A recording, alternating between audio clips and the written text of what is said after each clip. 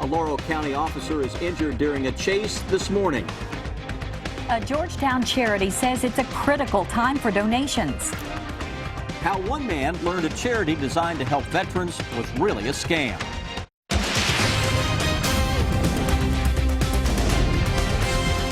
This is WKYT News at 5:30. Good evening and thanks for watching WKYT. A police officer is recovering after being injured during a chase in Laurel County. Now, it happened around 10 o'clock this morning on Rebecca Lane, just outside of London, near the Hal Rogers Parkway in Kentucky 192. Police say it began with reports of a man threatening a business. Hillary Thornton has details in our top story at 5:30. 29-year-old Christopher Gaines now facing a long list of charges, including wanton endangerment of a police officer, all starting this morning with a call from his former employer. To a complaint on West 4th Street of a subject who was a little bit out of control, and the people there at the business was actually going to terminate him. Officers getting to Universal Linen Service, Gaines seeing them and taking off. He directed his car in the direction of the officer, forcing the officer to jump out of the way. Investigators say that high-speed chase then went into the parking lot of a busy shopping center, going right past the main entrance to Walmart. Once I went into the shopping center, I could hear them on the radio saying, you know, they're just going around different places, Tractor Supply. They actually circled the parking lot of Walmart and behind Walmart. An officer trying to block Gaines when he intentionally hit that cruiser, causing this damage before continuing back onto Kentucky 192, reaching speeds in excess of 100 miles per hour. We come up to the Hal Rogers Parkway. He chose to cross it and go up Rebecca Lane. It was there officers say he failed to stop, crashing into this barrier, then running from the vehicle. Officers bailed out of the car, chased after the gentleman on foot. During that foot pursuit, K-9 officer Greg Turner was injured. He was trying to clear a ditch. Everything was wet and slick, and he lost his footing, fell on his left shoulder. However, getting back up, able to eventually catch Gaines. After the adrenaline rush came off, he realized, hey, I'm hurt. Officer Turner then taken to the hospital with a shoulder injury and broken hand. His K-9 Tyson remained in the vehicle and was not hurt. In London, Hillary Thornton, WKYT. An off-duty sheriff's deputy personnel vehicle was also damaged in that chase. Police in Louisville say they will charge a driver they say hit 3 children at a school bus stop yesterday. Louisville police say the bus came to a quick stop and an SUV driver swerved to the right to avoid hitting the bus. But they say the driver did not see the children on the sidewalk. The 3 children were rushed to the hospital. 2 of them are in critical condition, the 3rd in serious condition. The driver is also in the hospital in serious condition. Police will charge the driver with having no insurance or registration.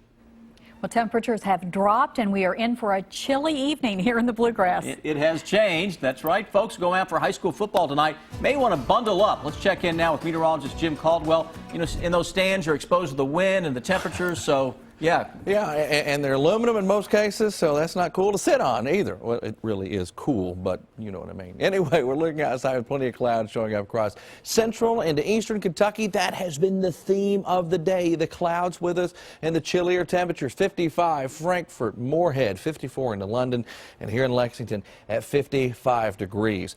With all that cloud cover around, you can also see a little sunshine trying its best. I mean, it has worked so hard to try to get through the skies here in Lexington, just not having much luck. Even cooler for the folks in eastern Kentucky, where it's been raining a little while longer and the clouds are thicker at this point in time. Upper 40s, low 50s showing up in that area. There you see our Defender radar network, which also includes that rain that's pushing through parts of Rowan County into Morgan County, and then more toward the south and east into Perry, Harlan, Letcher County, and of course Pike and Martin. Let me take you hour by hour through the rest of the evening around here.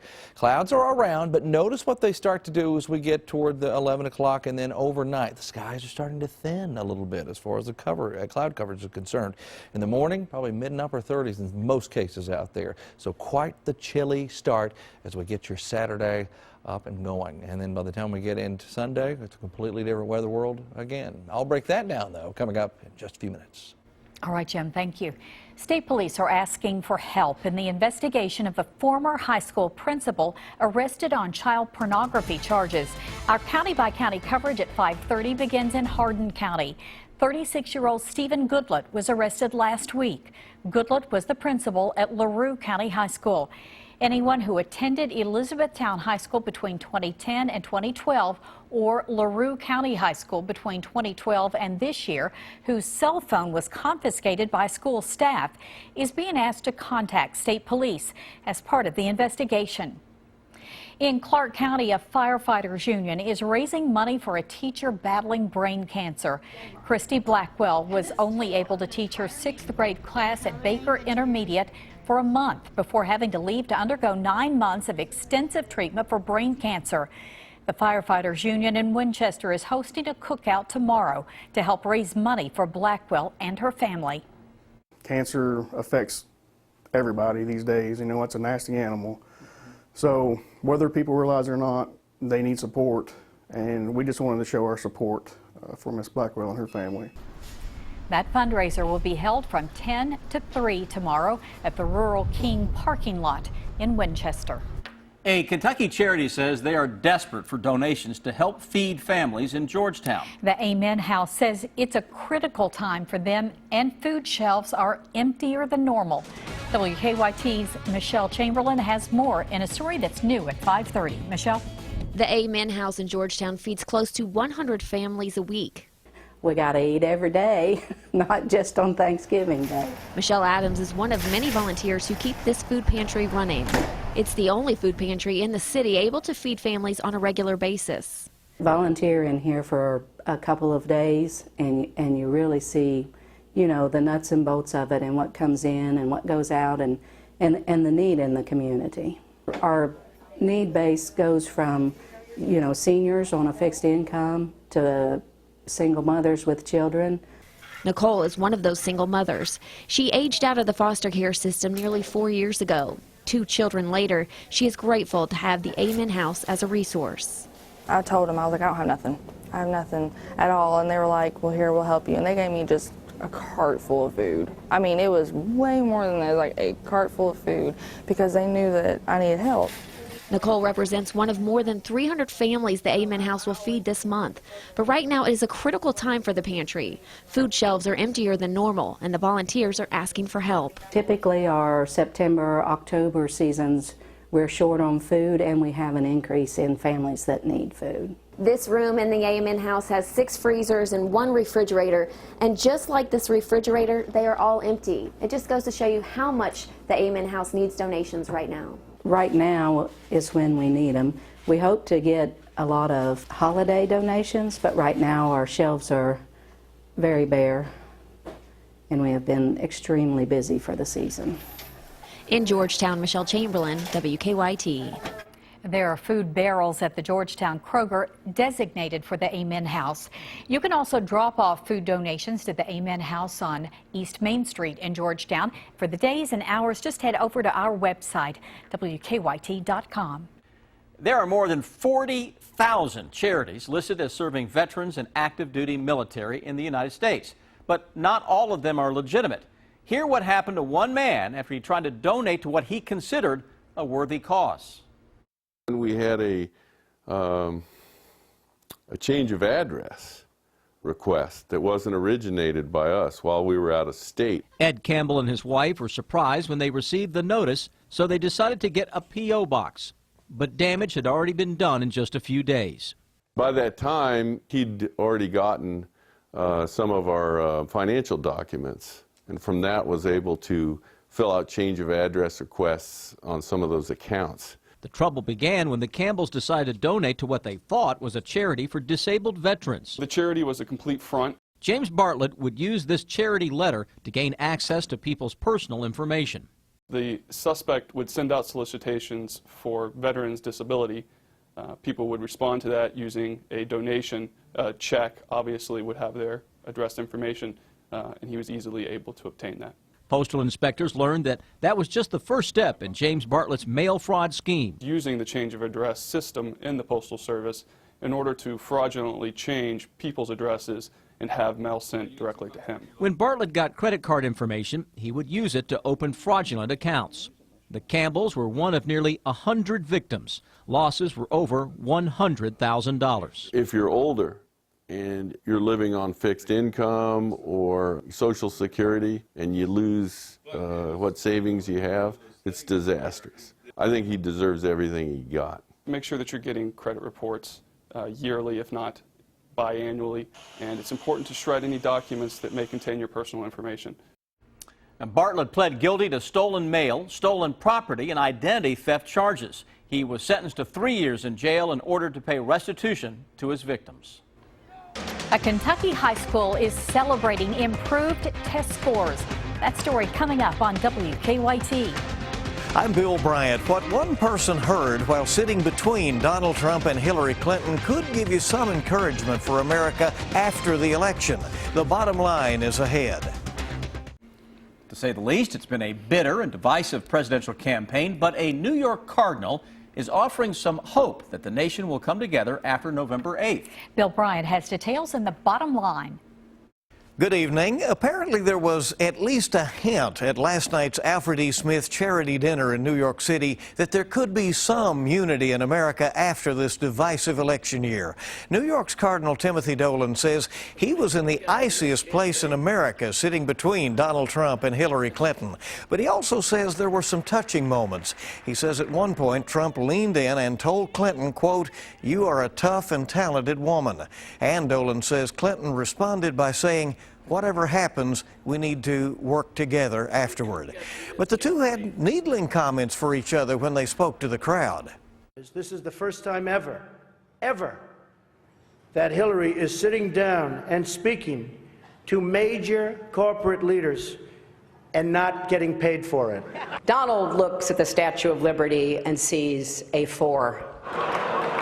Maybe a 5 if she loses the torch and tablet and changes her hair. After the lighter moments at the dinner, the candidates returned to the campaign trail today. Clinton was up the road in the key state of Ohio, and Trump was in two battlegrounds, North Carolina and Pennsylvania.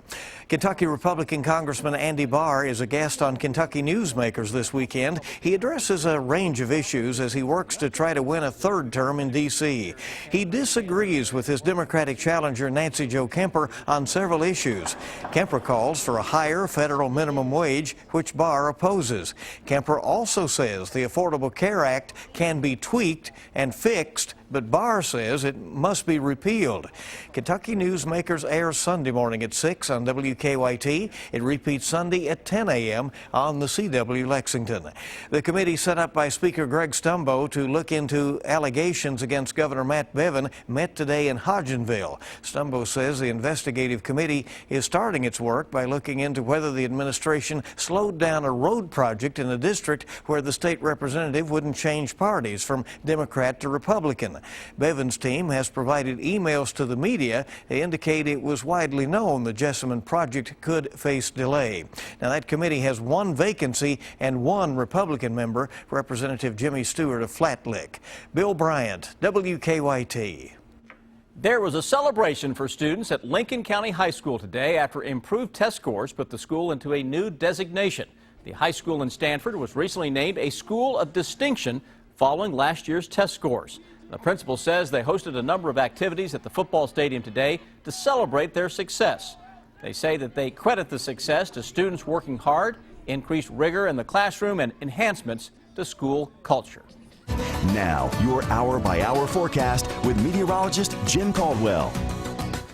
Here we go. The chill in the air has really taken hold, and it's going to stay steady at least through tomorrow before the temperatures start to jump back up again. And that's kind of the focus of the forecast here. As we break it down, temperatures are going to balance out next week, but it's going to be closer to normal after the chill. So today, tomorrow, we'll stay on the chilly side with temperatures struggling. 55 degrees right now here in Lexington. We'll be in the 50s again tomorrow, I believe, too.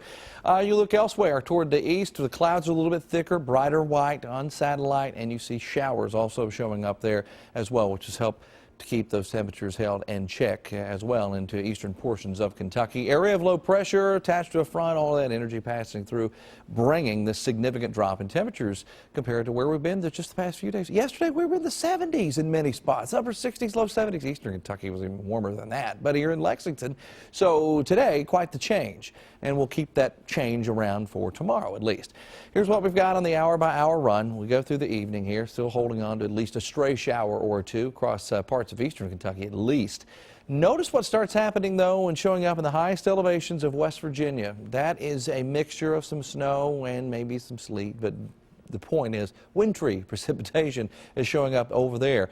True upslope snow effect showing up out there. So just some crazy stuff going on here as we try to make that transition. Now, we do warm up, though, once we get into Sunday, so we'll forget about the wintry weather talk, at least for now, as milder air settles in, about average for this time of year going into Sunday, with highs back into the mid and upper 60s. But all about tonight. Tonight, you can see we are early tomorrow morning as well. We are talking about a big old blast of cold to just downright chilly air hanging out across Kentucky here as well. So we've got that big shot. Hold steady. I think we start the morning off, in many cases, somewhere between about 38 and 43 degrees, depending on your location. So we could certainly wake up with quite the chill hanging out in the air. Not only that, it's going to be a breezy little run as well. Go out to some of those area football games this evening. It's already cool. Throw in the winds gusting up 15, 20 miles per hour at times, and it makes it even more uncomfortable. What we'll see as we get into tomorrow, they start backing off a little bit. Still, very breezy, noticeable. It'll back off temporarily until we get into Sunday, when we get basically a dry front dropping in on us, and winds will start gusting again, 20, 25, 30, and above as we go through Sunday evening around here, with that front making its run through Kentucky. So the overall, though, 7-day forecast, I think it looks really good here. I mean, temperatures are in the 60s all week next week, about as close to average as you're going to get, and above average at times, so not a bad-looking 7-day at all. I mean, other than the chill tomorrow. Yeah, and pretty dry next week, too. Pretty dry until late next week, and that chance is not off the charts. Okay. Thank you, Jim. Okay. Live look at Lexington rush hour traffic this afternoon. It looks like we cleared the crash at Versailles Road just down from Porter, so both lanes are open there now. Keeneland traffic still causing problems, of course, in and outbound Versailles near the airport. And we're also dealing with Newtown Pike, which is very slow from the circle to the interstate. That's Keeneland overflow. So Nicholas Fill's about 15 minutes, and we can see the change to Versailles. All red there, 21 minutes right now from Lexington to Versailles as a result of Keeneland. Now back to you in the studio. Thank you, Don. We go back live to Rob in Rupp Arena just ahead. Well, earlier in the day, Media Day for the UK women, we will hear from Coach Matthew Mitchell. And here tonight, it is the blue-white scrimmage. Isaiah Briscoe talks defense. Coming in as a freshman, he played some pretty good D. What about the newcomers coming in this year? Sports is next.